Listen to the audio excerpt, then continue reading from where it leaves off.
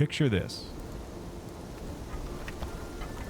It's 1875, the middle of nowhere, Arizona. The street is pure dirt, dust swirling in 110-degree heat. There's no air conditioning, barely any shelter, and the nearest actual city is a week's ride away.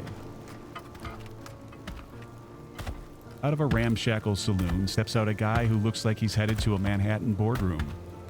Three-piece wool suit, starched collar, polished boots, gold pocket watch catching the sun.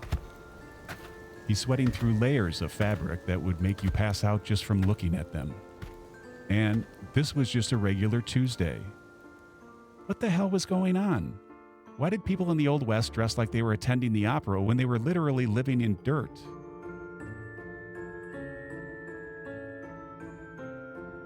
Welcome to Useful-ish. Every week, we're going to take one seemingly ridiculous question from history and dig until we find out why humans are the way they are. Today's question: why did frontier towns look like a costume party where everyone came dressed as Victorian aristocrats? And more importantly, what does it tell us about the performance we're still putting on now? Stick around, because by the end of this, you're going to look at your LinkedIn profile photo in a whole other way. First, let's talk about why we think we know what the Old West looked like.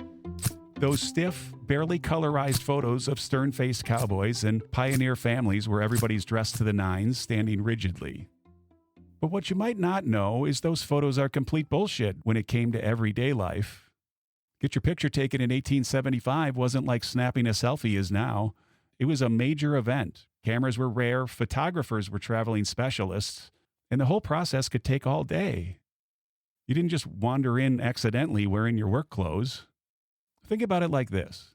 If a professional photographer showed up in your town today and said, "I'm taking portraits that your great-great-grandchildren will see," you wouldn't stumble in your pajama pants and hoodie. You'd put on your best outfit, even if you were cleaning gutters all morning. Those formal clothes and blank expressions wasn't their daily reality. That was them just trying to look presentable and like someone who deserved to be remembered. Which brings us to the real question. Why did they think looking fancy was so important that they'd suffer through wearing wool suits in desert heat just to make that happen? The Old West was insane. Boomtowns popped up around gold strikes or railroad stops filled with strangers who knew nothing about each other. There were no background checks or calling references, and really almost no way of verifying if someone was trustworthy or dangerous. So the way to signal that you're not a drifter, a con man, or lunatic is by dressing the part. A pressed vest said you had money and weren't desperate. A starched collar suggested education and refinement. And clean boots meant you weren't living in the dirt like an animal, even though many were. Without Facebook profiles or credit scores, your outfit was your whole resume. If you looked like a gentleman, you were treated like one. But if you showed up looking rough, people assumed you were. It was that simple, and I guess that complicated too. Even the Outlaws understood this. Billy the Kid's most famous photo shows him with a bowler hat, vest, and a tie. The guy was literally straight up murdering people, but he understood that looking respectable opened doors that being his authentic self never could. It's like today's dress for the job you want advice. Except back then, too often, the job you wanted might be staying alive long enough to make it through the winter. But wait, how did a miner in the middle of Nevada get a three-piece suit? Welcome to the miracle of mail-order catalogs. By the 1870s, companies like Montgomery Ward were shipping fashion to the frontier.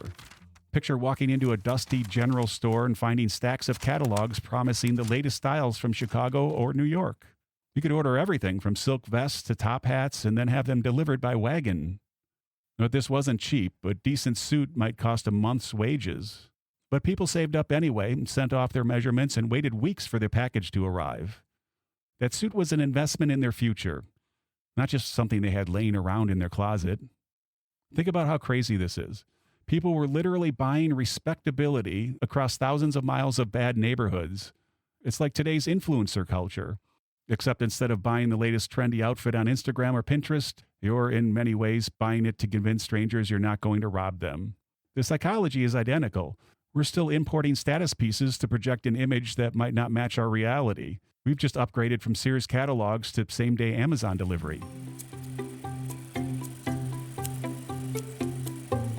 This was about looking rich, or at least that you had money, but it tied into deeper ideas about right and wrong that were spreading across the country pretty fast.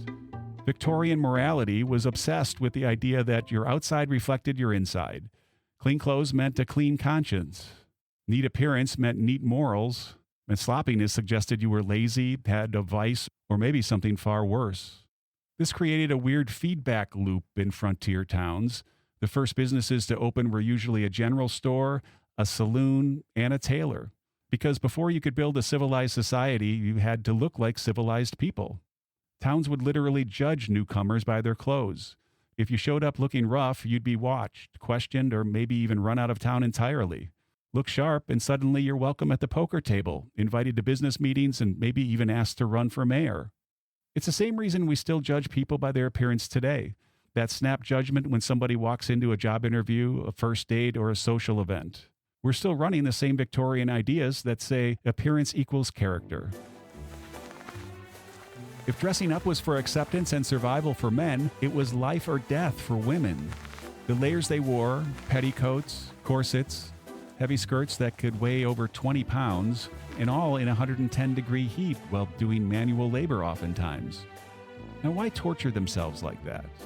Well, because the alternative was being labeled a fallen woman, and in the Old West, that label could literally get you killed.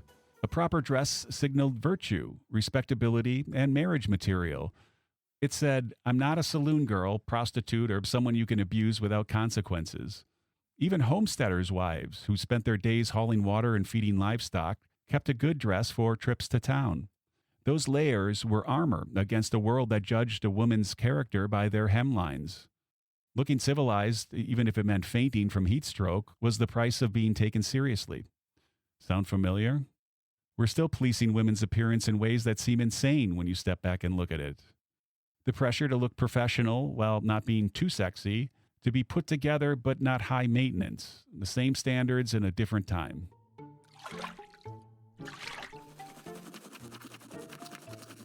Now here's where it gets really wild, because keeping those fancy clothes clean was a nightmare. Obviously there were no washing machines or dry cleaners. Laundry meant hauling water from a well, building a fire, scrubbing with soap harsh enough to strip skin, and then hanging everything to dry in dust-filled air. Most people owned exactly 2 outfits, one for work that could get destroyed, and then one best set for public appearances. That fancy suit might get fully washed twice a year. The rest of the time, it was spot cleaned, brushed, and aired out. Visible dirt or wear meant poverty and desperation. A stained shirt could mark you as an outsider in the community, already paranoid about disease and violence. So people became masters of maintaining the illusion of cleanliness, even when actual cleanliness was impossible. We're still doing this, just in different ways. I mean, how much energy do you put into looking like you have your shit together on social media? Some of you don't, but most of you do. Even when your actual life is chaos. Same performance, but on a different stage, right? Put it all together, and you'll see a real pattern. That when everything around you is unstable, you control what you can control, which is your appearance.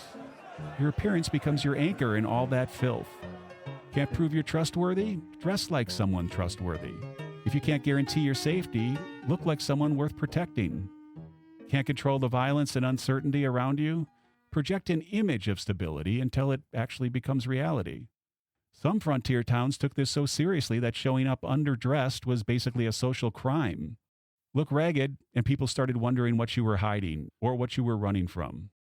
Or think about your own life, your professional wardrobe, carefully put together funny social media presence, the way you dress differently for different occasions. You're running the same game as those frontier settlers, using appearance to project stability, success, and trustworthiness in an uncertain world. The stakes haven't changed, and the game is nearly identical. So why was the Old West so overdressed?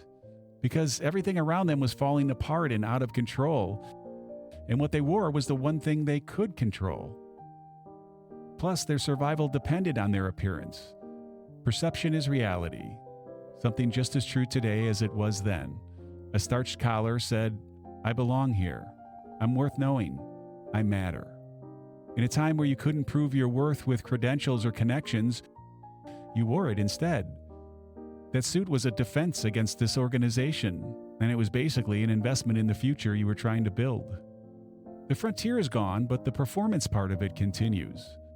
We're still dressing for the job we want, creating our image to survive in an uncertain time, still using appearance to project stability we might not actually possess. Your power suit, Instagram pictures, the way you present yourself in Zoom meetings is all the same impulse. Sometimes looking the part is the first step to becoming the part. That's the thing about human nature. The clothes and styles change, but the reasons we wear them stay exactly the same. Now, next week on Useful-ish, why do we shake hands? And I'll tell you now, it's weirder and a lot more violent than you probably think. Subscribe wherever you get your podcasts, and if this made you think, share it with someone who needs to hear it. Because understanding why we do the things we do is always useful-ish. Useful-ish. You get it.